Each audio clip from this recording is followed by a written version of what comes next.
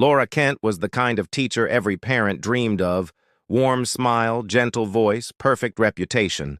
But behind her tidy desk and colorful classroom walls, she was keeping a secret so dark it would shatter the trust of an entire town. When Maplewood Elementary announced a new hire for their third-grade class, the entire community buzzed with excitement. The school had struggled with staff turnover for years, but now there was a sense of relief. The woman who walked through the doors that September morning seemed to be everything the town needed. Her name was Ms. Laura Kent, a teacher with bright eyes, a calm voice, and a smile that seemed to promise safety and warmth. She introduced herself as someone who believed that every child was special, and within weeks, parents were telling each other how lucky they felt to have her in their children's lives. Her classroom quickly became a favorite spot in the school. The walls were covered in colorful charts, cheerful drawings, and hand-painted quotes about kindness and curiosity. Every morning, she greeted each student by name. She remembered birthdays, encouraged shy kids to speak up, and helped struggling readers with gentle patience. Other teachers admired her organization, how her lessons always seemed to go smoothly, and how her students rarely caused trouble. Outside of class, Ms. Kent volunteered for nearly every event. She organized bake sales, helped decorate for the winter fair, and even stayed late to clean up after assemblies. When parents picked up their kids, she always had something positive to say: how well their child had read that day, or how creative their artwork was. It was the kind of reassurance every parent longed to hear. They trusted her completely. Some parents even began confiding in her about their home lives, asking for advice about their children's behavior. She always listened carefully, nodding with the same understanding expression. The principal praised her constantly, describing her as a gift to the school. Students adored her too. They competed to sit in the front row and often brought her small presents, bracelets made from beads, paper flowers, and drawings of her standing at the chalkboard. She displayed each one proudly, saying her students' artwork made her classroom feel like home. To anyone walking past her door, it looked like the perfect picture of learning and joy. The children laughed, sang songs, and raised their hands eagerly. No one noticed how her smile would sometimes freeze for a moment too long, or how her eyes lingered on the classroom door before turning back to her students. There were moments, brief and easy to overlook, when her cheerful tone fell flat, as though something heavy sat just behind it. But in a school full of busy people and tired parents, no one saw the signs. As months went by, Ms. Kent became a fixture in the community. She joined the local book club, brought cookies to staff meetings, and even babysat for a few families on weekends. She was the kind of person who seemed incapable of harm. Everyone trusted her with their children, their secrets, and their peace of mind. No one could have imagined that beneath her calm surface lay something carefully hidden, something that would soon turn Maplewood's quiet little town into the center of a nightmare they would never forget. The first sign that something was wrong appeared so quietly that no one noticed. A few students began complaining that their lunchboxes had gone missing from the cubbies outside the classroom. The teachers assumed it was simple confusion, that children had mixed them up or left them on the playground. Ms. Kent reassured the parents that she would keep an eye out and even offered to replace the missing lunches with snacks from her own supply. Everyone admired her generosity, thinking it was just another example of her kindness. A week later, one of the children, a quiet boy named Aiden, started crying after class. He said someone had taken his favorite drawing from his desk. It was a picture of his family, one he had spent days perfecting. Ms. Kent comforted him and promised to find it. The next morning, the picture was returned, slightly crumpled, and placed neatly on his desk. Aiden told his parents he thought Ms. Kent had found it for him, and they were grateful to her once again. Small incidents continued to happen. Books went missing, toys disappeared from backpacks, and a few children said their homework pages were gone before they could hand them in. None of it seemed serious enough to raise alarms. The principal chalked it up to careless students. The teachers laughed about how forgetful kids could be. Ms. Kent always nodded, smiling gently, and said she would keep things more organized. Then the children began to change. Some who used to be lively and talkative grew quiet. Others refused to sit near certain corners of the classroom. Parents started noticing their children waking up at night, frightened and confused. They said they dreamed about being trapped, about hearing someone whisper their name. When parents asked Ms. Kent about it, she explained that upcoming exams were making them anxious. She even suggested meditation sessions in class to help the children relax. Her calm voice convinced everyone that she had everything under control. One Friday afternoon, it rained heavily, and the students had to stay inside during recess. The classroom was dim, the sound of the storm filling the silence. When the final bell rang, Ms. Kent dismissed her students one by one. Parents waited outside with umbrellas, chatting about the weather. By evening, everyone had gone home except for one boy. Jamie Parker's parents realized something was wrong when the bus arrived without him. They called the school, but no one answered. Assuming he had gone home with a friend, they began calling other parents. No one had seen him since lunch. By nightfall, panic spread through the neighborhood. The police were called, and officers arrived at the school to search every hallway, every classroom, every corner. The cameras showed the children leaving the building one by one, raincoats flashing under the lights. But there was no sign of Jamie. The last image of him was in the hallway outside Ms. Kent's classroom, holding his backpack and looking toward the open door. After that, he vanished. That night, the entire town stayed awake, waiting for news. Ms. Kent sat quietly in the principal's office, her hands folded neatly in her lap, offering to help in any way she could. She told the officers she had seen Jamie just before the storm started. Her voice was calm, her expression steady. No one suspected that the person who had spent months earning their trust might know far more about his disappearance than anyone could imagine. The search for Jamie continued through the night. Police cars surrounded the school, their flashing lights casting eerie patterns on the wet pavement. Officers combed through every classroom, storage closet, and hallway. Parents gathered outside the gates, clutching umbrellas, whispering prayers, and asking the same question again and again. Where could he be? The school had always felt safe, but that night, it seemed unfamiliar and cold. By morning, investigators decided to expand their search. They questioned every staff member, checked security footage again, and reviewed the school's layout. That was when one officer noticed something strange. There was a door on the floor plan that didn't a T appear on the school's recent renovation map. It led to an old basement area sealed off years earlier after a flood. The door was located behind a tall bookshelf in a corner of the storage hallway, an area most teachers never entered. When the officers moved the shelf aside, they found the door.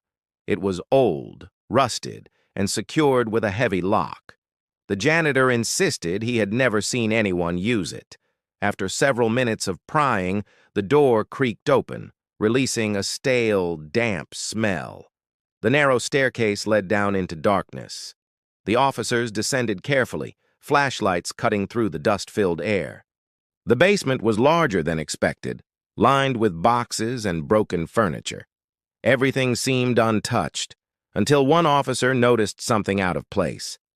In the far corner, a set of newer boxes stood neatly stacked. Each had a label written in a tidy looping script, children's names. Inside the first box were crayons, drawings, a small toy car, and a name tag that read Aiden. Another box contained a missing lunchbox and a bracelet made of colorful beads. One by one, the boxes revealed items that parents had reported missing over the past months. It was as if someone had been collecting pieces of each child's life, storing them like trophies. Then they heard a faint sound, a soft rustling followed by a muffled sob. The officers froze. The noise came from behind a section of wall that looked freshly painted. After tapping on it, they realized it was hollow. They forced it open and found a small hidden room. Inside, huddled in a corner, was Jamie. His eyes were wide with fear, and his hands clutched a flashlight that had almost run out of power. He was alive, but trembling. His clothes were dirty, and his voice barely a whisper. The officers carried him out carefully, wrapping him in a blanket. Outside, parents gasped as the boy appeared, pale but breathing. Ms. Kent stood among them, her expression unreadable. She asked if Jamie was safe and thanked the officers for their hard work. Her calmness in that moment unsettled everyone. Jamie was taken to the hospital. When questioned, he couldn't explain exactly what had happened. He only said that Ms. Kent told him he needed to stay in the basement to be safe, that the storm outside would hurt him if he left. Investigators looked around the hidden room again and found a small desk, a lantern, and more drawings pinned to the wall, childlike sketches of smiling faces, each labeled with a student's name. The discovery shocked the entire town. What had once been the most trusted classroom in Maplewood now felt haunted by something that no one could understand. The perfect teacher everyone adored had become a mystery darker than anyone was prepared to face. As investigators dug deeper into the strange case of Ms. Laura Kent, the story began to unravel in ways no one expected. At first, the police believed it was a moment of mental collapse brought on by stress or exhaustion, but when they started checking her background, they found almost nothing. There were no college records under her name before 5 years ago, no social media, no trace of her life before moving to Maplewood. Her employment documents looked legitimate, but something about them felt too clean, too perfectly arranged. Detectives reached out to the university listed on her resume, and that was where the first real crack appeared.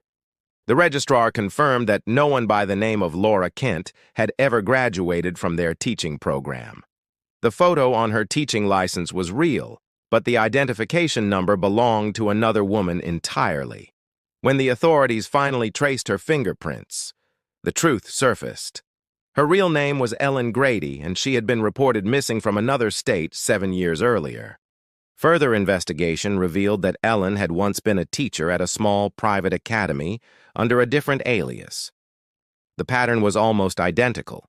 She had arrived suddenly, won everyone's trust, and then strange things began happening. A child had gone missing there too, though the case was never solved. The local police at the time suspected the child had run away, but when Ellen disappeared shortly after, suspicion followed her. Still, with no evidence, the trail went cold. Her childhood history painted an even more disturbing picture. She had grown up in a series of foster homes, moving constantly from one family to another. Former foster parents described her as polite and quiet, but strangely detached, often collecting trinkets and labeling them with people's names. Caseworkers remembered her fascination with order and control. Some said she had a deep fear of being forgotten. Others described her as someone who needed to create her own version of family, one she could never lose. In Maplewood, she had found that opportunity again. The carefully arranged boxes in the basement, the names written in perfect handwriting, and the way she memorized each child's habits all fit a disturbing pattern. She hadn't been stealing random items, she had been preserving memories. Each possession, each drawing, each toy represented a piece of control, a reminder that the children belonged to her in some way. Investigators also found that she had recently purchased a used car and packed several boxes inside it with lesson plans, children's photos, and classroom decorations. It looked like she was preparing to move again, perhaps to start over in a new town under another name. If Jamie hadn't been found when he was, she might have vanished without a trace, leaving Maplewood confused and grieving just as she had done before. When the police questioned her, she remained calm, speaking in the same soothing tone she used with her students. She admitted to nothing but seemed oddly satisfied that people were finally paying attention to her story. To her, the investigation felt like a lesson she had been waiting to teach. Her carefully built world had collapsed. Yet there was no sign of regret in her eyes, only quiet triumph that her secrets had finally been discovered. When Ms. Kent was finally taken into custody, the town of Maplewood stood in stunned silence. The woman who had once been trusted with their children was now handcuffed and led away from the school she had turned into her own private world.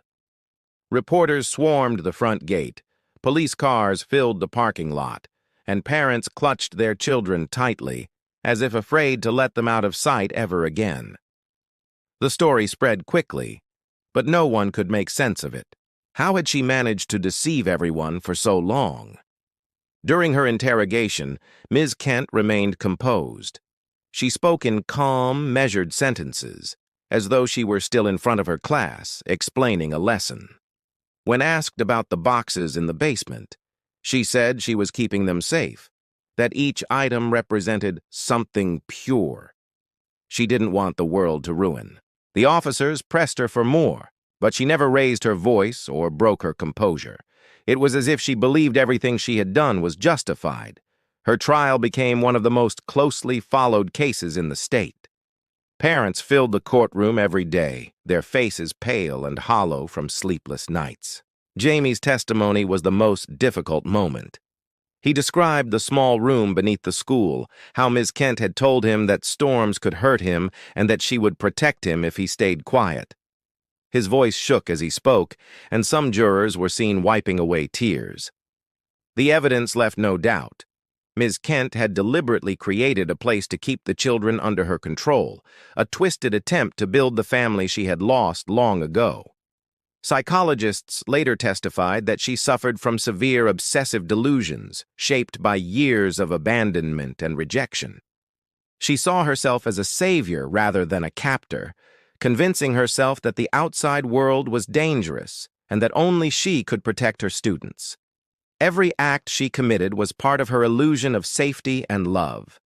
The jury listened, horrified but silent, and after only a few hours of deliberation, they found her guilty on all charges. When the verdict was read, Ms. Kent showed no emotion.